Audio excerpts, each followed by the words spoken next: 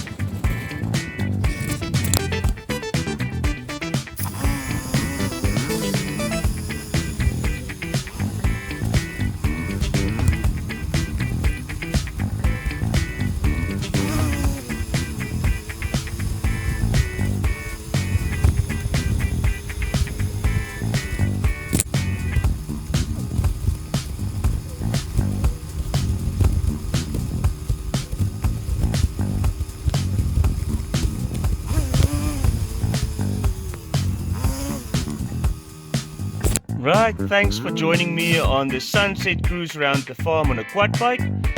Please comment and let us know if you would like to do something like this when you visit a property like Montevue. We're thinking about having quad bike tours for people, either a sported drive around the property with a few pit stops and drinks and snacks, or maybe even self-drive options. We're all considering that for the near future for Montevue, so let us know if that's something that you would like to do here as well.